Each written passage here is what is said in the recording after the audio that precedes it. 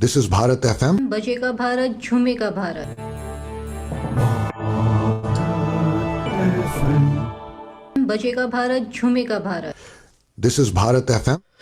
नमस्कार दोस्तों, आप सभी का भारत एफएम के इस नए श्रृंखला में जिसका के नाम है सतरंगिनी, उसमें मैं आपका दोस्त और आपका होस्ट आरजे आशीष आपका तहे दिल से स्वागत करता हूं। और हमें उम्मीद है कि आपको ये नई श्रृंखला बहुत ही ज्यादा पसंद आएगी। तो दोस्तों, इस श्रृंखला को जिसको संचालित करेंगे उनके बारे में मैं थोड़ा कहना चाहूंगा आपको। तो डॉक्टर नवल भाबरा एक वरिष्ठ कवि समीक्षक एवं बहुभाषाविद विद्वान हैं, और इस कार्यक्रम को आप भारत एफएम के फेसबुक लाइव में या तो फिर जूम पर, अगर आपके पास जूम की लिंक है, या फिर हमारे रेडियो चैनल पर हर शनिवार भारतीय समय शाम 6:30 बजे आप सुन सकते हो या देख सकते हो। और यूएस में अगर आप हो तो it's 9 AM eastern standard time.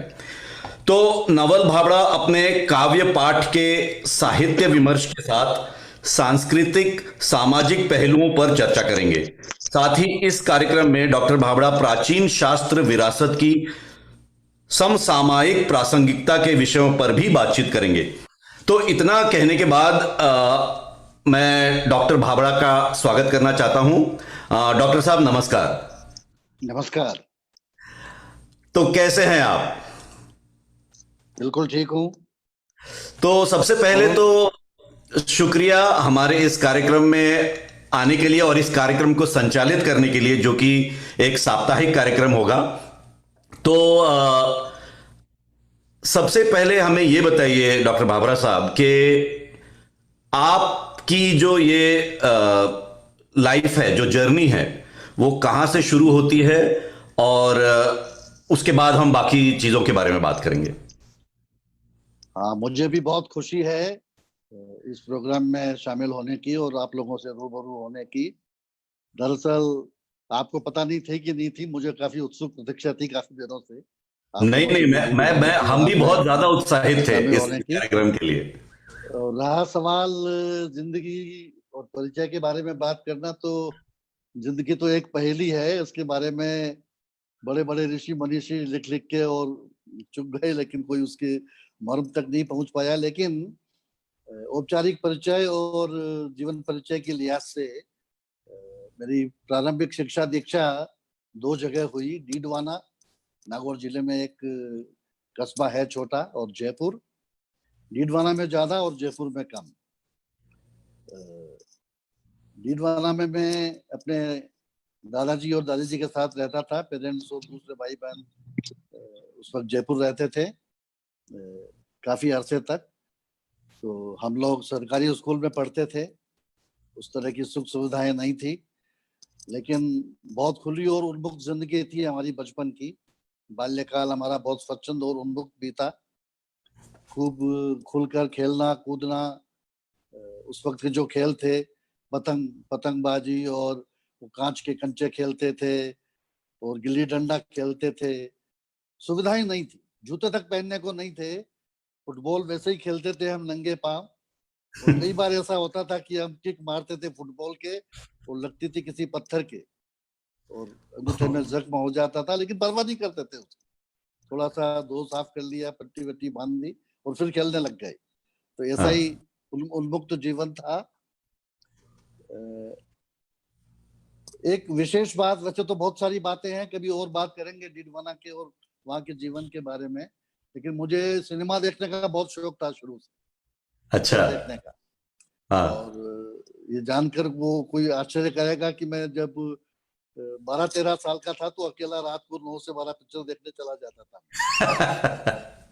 और रात को 12 बजे जब लौटता था, हनुमान चालीसा पढ़ता हुआ घर आता था। तो वो सब यादें अभी भी ताजा हैं। लेकिन वो खास बात जो मैं बताना चाहता हूँ वो ये है कि वो सिनेमा हॉल था, उसका मालिक था बनारसी, और बनारसा का सिनेमा हॉल उसे कहते थे। तो उसमें सबसे आगे जो बैठने की जगह थी वो थी बिल्कुल मिट्टी पर मैदान। हाँ। उसके पीछे जो सेकंड क्लास था वहाँ पत्थर की पट्टियों पर बैठते थे और हाँ। सबसे पीछे 8-10 कुर्सियां होती थी, वो फर्स्ट क्लास कहलाता था, वहाँ बैठते थे वो। तो उसकी खास बात, मैंने भी कई बार वहाँ लोगों के साथ मिट्टी पर जमीन पे बैठ के पिक्चर देखी है। अच्छा। और उसकी खास बात क्या थी कि उसमें पिक्चर देखने के साथ साथ लोग दूसरी छूट भी लिया करते थे।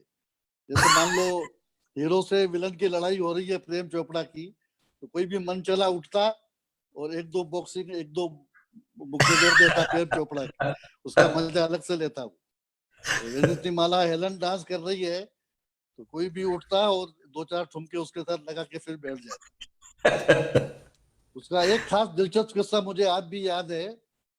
आप सोचिए कि क्या 10 रुपए की कीमत रही होगी उस वक्त, और एक मजदूर आदमी, पिक्चर थी शायद 420, उसमें एक गाना है बहुत प्रसिद्ध, तेरा जाना दिल के अरमानों का लुट जाना। हाँ। अच्छा, उसमें क्या था कि वो डबल प्रोजेक्टर नहीं था उसके पास, तो 2-3 बार इंटरवल होता था, बार बार रील चेंज करता था वो। पिक्चर जब खत्म हुई तो वो उठा किसी बादशाह की तरह, वो मजदूर, और उसको मालिक को नाम लेके बोला कि वो गाना दोबारा दिखा, ये 10 रुपए में देता हूँ। अच्छा। और वो सब लोग वापस बैठे, वो गाना दोबारा चला, तेरा जाना दिल के अरमानों का मिट जाना। और ये सब यादें हैं जो उस वक्त की ताजा हैं अभी भी। नहीं, बहुत मजेदार यादें हैं और शुक्रिया हमारे साथ शेयर करने के लिए डॉक्टर साहब। Thank you. तो आज आप हमारे दर्शकों के लिए क्या लेके आए हो और आप किस से शुरुआत करना चाहते हो? हाँ, वो शिक्षा दीक्षा की बात अधूरी रह गई, आगे उच्च शिक्षा की वो बात में करेंगे, पर शुरुआत के लिहाज से गीत से ही शुरू करता हूँ। सबसे पहले जरूर जरूर। मेरा एक हाल ही काव्य संग्रह प्रकाशित हुआ था, फिर उड़ान भर। उसका जो टाइटल सॉन्ग है फिर हाँ। उड़ान भर, प्रतीकात्मक गीत है। जरूर। जैसे मुसाफिर चलते चलते थक जाता है, आदमी जीते जीते हार मान लेता है, तो पक्षी का रूपक दिया है इसमें कि पक्षी उड़ते उड़ते थक गया है, थककर कहीं हाँफता हुआ बैठा है, तो कभी उससे कहता है, उसे उद्बोधित करता है कि थक गया है तो कोई बात नहीं, अपने पंख सहेज, पंख संभाल, सहला और फिर उड़ान भर, पूरा आकाश खुला है। तो गीत का टाइटल है फिर उड़ान भर। गीत जरूर। प्रतीकात्मक गीत है, ढाला है पक्षी पर लेकिन लागू होता है मनुष्य पर, यही प्रतीक का मतलब है। गीत प्रस्तुत है कि फिर उड़ान भर मुक्त गगन में, खुला आकाश, मुक्त गगन, फिर मतलब दोबारा, पहले भर चुका है अब फिर भर, बैठ मत। फिर उड़ान भर मुक्त गगन में, चाहे थकी हुई हो पाखें और होठों पर मुस्कान रहे, फिर चाहे जितनी नम हो आंखें। फिर उड़ान भर मुक्त गगन में। पहला चंद कि इस जीवन में कदम कदम पर चाहे अनचाहे बंधन है, पर जो जल कर भी महके वह काठ सही फिर भी चंदन है।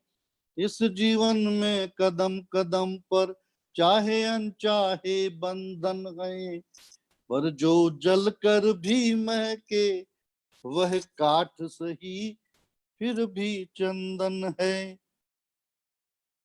तो हंस विचर विराट रचना में और सभी तरह की तोड़ सलाखें, फिर उड़ान भर मुक्त गगन में। दूसरा चंद कि सच्ची बात बुरी लगती है लेकिन उसमें सार बहुत है, और अपनी दुर्बलता से सबको सत्य कहूं तो प्यार बहुत है। सच्ची बात बुरी लगती है लेकिन उसमें सार बहुत है, अपनी दुर्बलता से सबको सत्य कहूं तो प्यार बहुत है। तो बहुत रह लिए हैं इस तट पर, पर्वत के उस पार भी झांके, चल फिर उड़ान भर मुक्त गगन में, चाहे थकी हुई हो पाखें, होठों पर मुस्कान रहे फिर, चाहे जितनी नम हो आंखें। अगला चित्र कि सुख सुविधाओं के पिंजरे में एक खुला आकाश बंद है। आदमी अपनी सुख सुविधाओं को छोड़ना नहीं चाहता, यथास्थिति चाहता है। उससे पता नहीं है कि एक पूरा खुला आकाश उसका इंतजार कर रहा है। कि सुख सुविधाओं के पिंजरे में एक खुला आकाश बंद है, और हवा चीरते पंखों की अद्भुत लय है, उन्मुक्त छंद है। हवा चीरते पंखों की अद्भुत लय है, उन्मुक्त छंद है। तो पंछी खुद अपना दाना चुग, पंछी खुद अपना दाना चुग, और ठुकरा दे पिंजरे की दाखें, फिर उड़ान भर मुक्त गगन में। अंतिम स्पर्श कि चाहे सारे संगी साथी, एक दो नहीं सारे, कि चाहे सारे संगी साथी एक एक कर साथ छोड़ दें, और तेज हवा के झोंके तेरा तिनका तिनका नीड़ तोड़ दें। चाहे सारे संगी साथी एक एक कर साथ छोड़ दें, कोई बात नहीं, और तेज हवा के झोंके तेरा तिनका तिनका नीड़ तोड़ दें।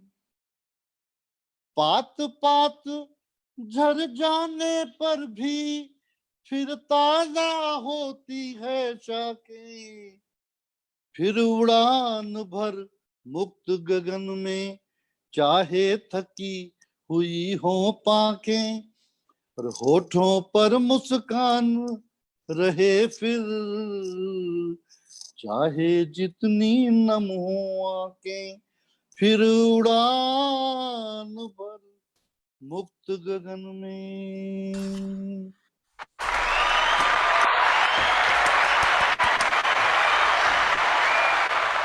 क्या बात है डॉक्टर नवल साहब, आपने तो मतलब एकदम समा बांध दिया। बहुत ही अच्छी शुरुआत इस कार्यक्रम की। तो अब हम आगे बढ़ते हैं और आपसे हम ये जानना चाहेंगे कि आपके पास लाइक ट्रिपल मास्टर्स डिग्री है, राइट? हिंदी, तो इंग्लिश और संस्कृत। हाँ, तो व्हाट बेसिकली हेल्प्ड यू और व्हाट वाज योर इंस्पिरेशन कि आप ये 3 मास्टर्स करना चाहते थे, और ये वो यात्रा आपकी कैसी रही, वो जरा हमारे दर्शकों को बताएं। नहीं, यात्रा बहुत अच्छी रही, और मैं बड़ी भावुकता से, भाव प्रवणता से अपने पूज्य बाबूजी को याद करता हूँ, पिताजी को। मेरे पूरे शिक्षा दीक्षा काल में और पूरे कैरियर में और पढ़ाई लिखाई में मेरे पिताजी का बहुत योगदान रहा, उनकी बहुत प्रेरणा रही। दरअसल मैंने जो हिंदी विषय चुना उसके पीछे भी उन्हीं की प्रेरणा थी, और वो ध्यान इतना पढ़ाई को इतना महत्व देते थे कि उस वक्त जब मैं बीए में था तब मुझे आचार्य रामचंद्र शुक्ल का हिंदी साहित्य का इतिहास लाके दे दिया, जो एमए पीएचडी वाले पढ़ते हैं, और नागरी प्रचारणी सभा का हिंदी का शब्दकोश लाके दे दिया। और वो ये भी चाहते थे कि मैं पढ़ लिख कर अध्यापन बनूं, कॉलेज में शिक्षक बनूं, अध्यापन करूं, तो उसके पीछे भी उन्हीं की प्रेरणा थी। तो वो भी एक किस्सा है। जब मैं बीए करके डीडवाना से जयपुर आया एमए करने के लिए राजस्थान विश्वविद्यालय में, तो सबसे पहले मैंने लॉ में फॉर्म भरा एलएलबी करने के लिए, और एक बहुत फेमस जूरिस्ट थे उस वक्त के, डॉक्टर जीएस शर्मा, उनकी 3-4 लॉ की क्लासेस भी अटेंड की मैंने, लॉ ऑफ टॉर्ट्स की, तो मुझे अब भी याद है। पर पता नहीं वो हिंदी का मन में सुगबुगाहट थी, तो वहां से छोड़ा और संस्कृत में फॉर्म भरा, एमए संस्कृत। फिर मुझे लगा कि संस्कृत का हिंदी की तुलना में थोड़ा व्यापकता, विस्तार और स्कोप उस लिहाज से कम है, तो फिर अंततः अल्टीमेटली हिंदी विभाग में फॉर्म भरा मैंने और एमए हिंदी में प्रवेश लिया। एमए हिंदी किया और वहाँ इनिशिएटिव था, थोड़ा हौस थी, उमंग थी, उत्साह था। तो कोई भी सुविधा नहीं थी और जिस तरह के तामझाम आपके इलेक्शन में होते हैं वैसे वैसे वो कुछ नहीं, सिर्फ मेरा नाम, मेरा काम, मेरा व्यवहार था। और 120 में से 80 लड़कियां थी, तो मैंने प्रेसिडेंट का इलेक्शन लड़ा और प्रेसिडेंट बन भी गया मैं वहां का। ओ, तो 120 में 80 लड़कियां थी इसलिए आपने प्रेसिडेंट का ये भरा? नहीं, ये कोई वो नहीं है, मैं बता रहा हूँ कि मजाक कर रहा हूं। लड़कियों ने भी मुझे अपना, मेरे सामने एक लड़की खड़ी थी प्रत्याशी, और उसकी बजाय मुझे प्रत्याशी चुना गया और मैं जीता। उसमें प्रेसिडेंट भी रहा मैं हिंदी विभाग का। और बाद में पीएचडी शुरू कर दिया मैंने बच्चन जी पर, उसके बाद में करेंगे अभी। और 1972 में मैंने राजस्थान कॉलेज शिक्षा में सेवा भी ज्वाइन कर ली as a lecturer in Hindi.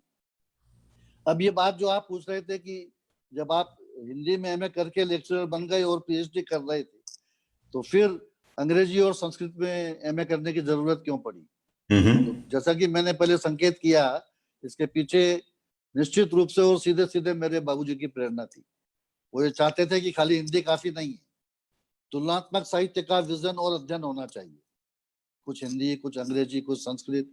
और जो बच्चे जिनको आप पढ़ाते हो या जहाँ कहीं भी आप बातचीत करते हो, विमर्श या भाषण वगैरह देना होता है, तो जब कंपैरेटिव और तुलनात्मक व्यू और विजन होगा लिटरेचर का, तो उससे आपको भी बात करने में अच्छा लगेगा और सुनने वालों को भी उसका आनंद मिलेगा। और मुझे ये खुशी है बताते हुए कि मैं 37 साल मैंने अध्यापन किया कॉलेज में। तो ये अपने मुंह से कहना ठीक नहीं है, लेकिन मुझे उनके प्रतिक्रिया से और अनुभव से ये पता है कि मेरे विद्यार्थी बहुत प्रसन्न थे मेरे पढ़ाने से, और खास तौर से वो जो अंग्रेजी और संस्कृत का संपुट और संस्पर्श मिलता था उनको हिंदी के साथ, उससे उन्हें बहुत अच्छा लगता। तो मुझे भी अच्छा लगता था। मतलब हिंदी के साथ शेक्सपियर, मिल्टन, चौसर, और मैंने अमेरिकन पोइट्स उसमें स्पेशल पेपर लिया था, वो भी मैंने पढ़ा, अमेरिकी साहित्य भी, एमरसन, थोरो, वॉल्ट व्हिटमैन वगैरह, एमिली डिकिंसन, बहुत अच्छा लगा।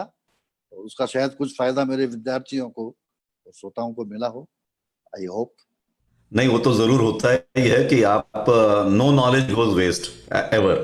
तो आप जितनी ज्यादा पढ़ाई करो उतनी आपकी नॉलेज बढ़ती है और आप उतना ज्यादा शेयर कर सकते हो उस नॉलेज को। उसकी कोई लिमिट नहीं है। राइट। कोई लिमिट नहीं है, पर जितना पर ये कोई कह सकता है कि भाई आपने एमए क्यों किया, वैसे ही पढ़ लेते अंग्रेजी और संस्कृत। हाँ, सही बात वो है। ये है कि एक तो डिग्री से और पाठ्यक्रम से बंधा हुआ आप एक सुनिश्चित पढ़ाई कर लेते हैं, और उस पढ़ाई के साथ साथ यदि डिग्री भी मिल जाए तो क्या अर्थ है, एक क्या कम दो बात, का। हाँ सही बात। तो अब ये बताइए डॉक्टर साहब कि आपने जो पीएचडी की, उसके लिए आपने हरिवंश राय बच्चन क्यों चुना?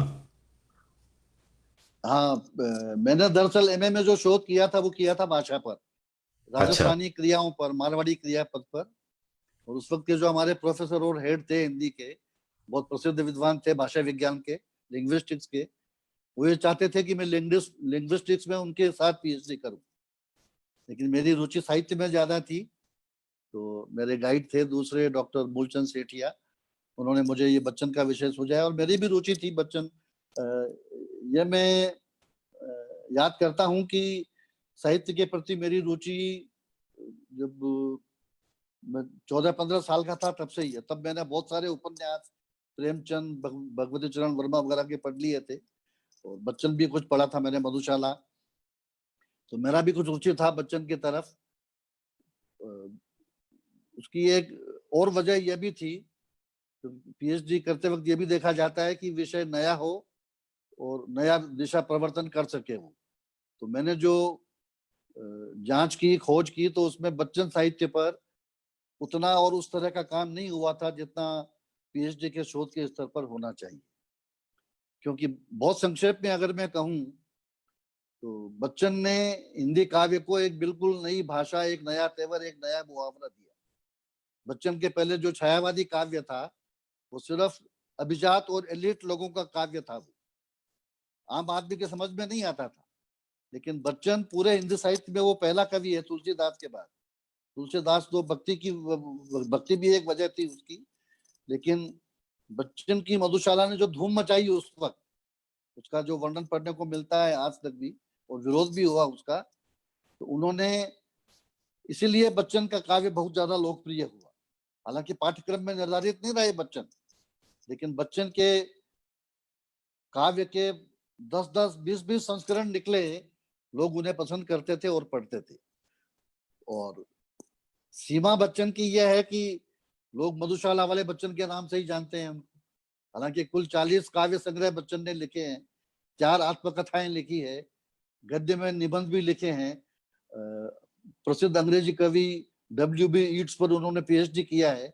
और शायद कई लोगों को पता ना हो कि बच्चन व्यवसाय से अंग्रेजी के प्रोफेसर थे, जीविकोपार्जन के लिए अंग्रेजी के लेक्चरर थे वो, और इंग्लैंड जाकर उन्होंने कैम्ब्रिज यूनिवर्सिटी से W.B. ईट्स पर PhD की थी, लेकिन लिखते हिंदी में थे। और मधुशाला ने ऐसी धूम मचाई कि आज भी लोग उनको मधुशाला के बच्चन के नाम से जानते हैं, जैसे उन्होंने दूसरा काव्य लिखा ही नहीं हो। जबकि उनके 40 काव्य संग्रह प्रकाशित हैं, जिनके बारे में मैंने शोध और समीक्षा लिखी है अपने बच्चन जीवन और काव्य में। ये इसकी तुलना मैं गब्बर सिंह से करूंगा। जैसे शोले में जो गब्बर सिंह ने जो एक्टिंग की, अमजद खान को लोग उसके बाहर जान ही नहीं पाए कभी। नहीं, आप ठीक कह रहे हैं। कई कलाकार ऐसे होते हैं जिनकी पहली ही रचना से उनको अभूतपूर्व ख्याति मिल जाती है, और वो उनकी लिमिट बन जाती है, उनकी सीमा बन जाती है। राइट, उसके बियॉन्ड लोग नहीं देखते और जानते। राइट। बच्चन की ख्याति के अलावा कुछ विरोध भी बहुत हुआ उनका, क्योंकि मधुशाला में जैसा सब जानते हैं, मधुशाला को लेकर गलतफहमियां बहुत है। सीधा साधा इसमें क्योंकि हाला है, प्याला है, साकी बाला है, मधुशाला है, तो लोग सीधा सीधा इसका संबंध शराब से और मदिरा से जोड़ते हैं। और जो मधुशाला का माहौल है, उसमें बच्चन की मधुशाला बहुत लोकप्रिय है। वहाँ मधुशाला की रुबाइयां सुनी जाती है, सुनाई जाती है। और उस वक्त एक बिहार के बहुत बड़े विद्वान थे, राम वृक्ष बेनीपुरी। वो तो इतना गुस्सा हुए कि ये मदिरा का प्रचार कर रहा है। अच्छा। उन्होंने कहा कि अगर बच्चन ने बिहार में कदम रख दिया तो मैं उन्हें शूट कर गोली मार दूंगा। और बच्चन ने लिखा है अपनी आत्मकथा में कि जब उन्होंने पहली बार मधुशाला बच्चन के मुंह से सुनी, तो उन्होंने उठ के उनके गले लगा लिया, और उनकी सारी जो भ्रम थे, गलतफहमियां थी, वो दूर हो गई। भ्रम की सबसे बड़ी वजह यह है, लोग इसको सिर्फ मदिरा से, साकी और प्याला से और हाला से जोड़कर देखते हैं, जबकि मधुशाला एक प्रतीक है। मैं ये बताना चाहूंगा यहाँ पर, क्योंकि मेरा विशेष शोध है बच्चन जी पर, और मधुशाला उनकी सबसे प्रमुख कृति है। सूफी काव्य में उमर खयाम ने रुबायत उमर खयाम लिखी थी, उमर खयाम की रुबाइयां। उमर खयाम का प्रभाव है बच्चन पर भी, उन्होंने उसका अनुवाद भी किया, और बाद में अपनी खुद की मधुशाला लिखी उन्होंने। क्या उस पर सूफी और उन रुबाइयों का और उमर खयाम का बहुत प्रभाव है। सूफी काव्य में मन के प्रेम, मस्ती, उमंग, तरंग के लिए हाला का और साकी का प्रयोग किया जाता है। जैसे अमीर खुसरो की फेमस कव्वाली है, छाप तिलक सब छीनी रे मोसे नैना मिलाए के, या भर भर जाम पिला मोरे साकी बना दे मतवाला। तो उसी अंदाज में मधुशाला प्रतीकात्मक ढंग से लिखी गई। मधुशाला प्रतीक है तल्लीनता का, तन्मयता का, तरंग का, उमंग का, मस्ती का, मौज का, डूब कर कोई काम करने का। बच्चन उसमें ये कहना, जीवन में कोई भी काम करो, आप पढ़ाई करो, व्यापार करो, गाना गाओ, चित्र बनाओ, जो एक मस्ती और उमंग और झूम मधुशाला से जुड़े हुए मधु पीने वाले व्यक्ति में होती है, उसी तरह डूबकर, झूमकर आप कोई काम करेंगे तो काम में सफलता भी प्राप्त होगी, और उसको करने का आनंद भी आपको मिलेगा। क्योंकि ऐसी रुबाइयां, जी हाँ, नहीं, मैं कहने वाला था कि हमारे पास करीब 5 मिनट रह गए हैं, तो उन 5 मिनटों में हम चाहेंगे कि आप मधुशाला की कुछ पंक्तियां अगर आप सुना सकें तो बड़ा मजा आएगा। हाँ, मैं मधुशाला की रुबाइयां 1-2 प्रस्तुत कर, क्योंकि जब मालूम पड़ता है, मेरे दोस्तों को तो पता है ही, और लोगों को मालूम पड़ता है कि मैंने बच्चन जी के काव्य पर PhD किया है, मधुशाला का जिक्र आता है, और महफिलों में और जगह जगह जहाँ मित्र मंडली इकट्ठी होती है, मुझसे मधुशाला की रुबाइयां लोग सुनते हैं, और मैं अपने अंदाज में अलग से गाता भी हूँ उनको। ये बात मैं जरूर कहना चाहूंगा कि मधुशाला बच्चन का जो ओरिजिनल स्वर है, सुनाने का ढंग, उसका तो कोई मुकाबला ही नहीं है। सुपर, सही बात। हाँ, उसको वो भी अंदाज में पहली रुबाई में पेश करूंगा आपके सामने, कोशिश करूंगा कि काफी कुछ वैसा हो। बाद में फिर अमिताभ बच्चन ने भी गाई है मधुशाला, उसका भी एक वीडियो है, और मन्ना डे ने भी गाई है। तो एक दो रुबाइयां मधुशाला की प्रस्तुत करता हूँ। सबसे जरूर। पहले लगभग बच्चन जी के अंदाज में। मदिरा ले जाने को घर से चलता है पीने वाला, मदिरा ले जाने को घर से चलता है पीने वाला, किस पथ से जाऊं असमंजस में है वो भोला भाला, और अलग अलग पथ बतलाते सब, अलग अलग पथ बतलाते सब, पर मैं ये बतलाता हूँ कि राह पकड़ तू एक चला चल, पा जाएगा मधुशाला, राह पकड़ तू एक चला चल, पा जाएगा मधुशाला। तो कुछ क्या कुछ बात इस है। अंदाज से बच्चन जी पढ़ते थे। बहुत बहुत ही बढ़िया, बहुत ही बढ़िया डॉक्टर साहब। तो अगला अंदाज किसका है? अगला अंदाज मेरा है। अरे क्या बात है। बहुत प्रसिद्ध रुबाई है मधुशाला की, और बड़े अलग अंदाज से अलग बात कही है कवि ने। सदाबहार है मधुशाला। मैंने कहा ना, मधुशाला बाहर से ज्यादा अंदर है,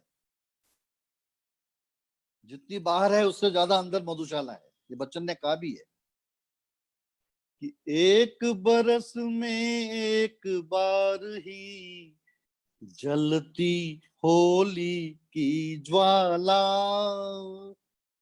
और एक बार ही लगती बाजी जलती दीपों की माला, पर दुनिया वालों किंतु किसी दिन, दुनिया वालों किंतु किसी दिन मदिरालय में देखो, कि दिन को होली रात दिवाली रोज मनाती मधुशाला, कि दिन को होली रात दिवाली रोज मनाती मधुशाला, और मैं शिव की प्रतिमा बन बैठूं, मंदिर हो ये मधुशाला, और जिसको जैसी रुचती उसको वैसी लगती मधुशाला, और दर्द नशा हो जिस मदिरा का, मेरी तो वो मधुशाला। क्या बात है, इसी बात पे तालियां। शुक्रिया डॉक्टर साहब। तो समय ऑलमोस्ट हो चुका है आज के कार्यक्रम का। जो हमारा जो पहला एपिसोड है परिचय, उसका समय ऑलमोस्ट होने आया है।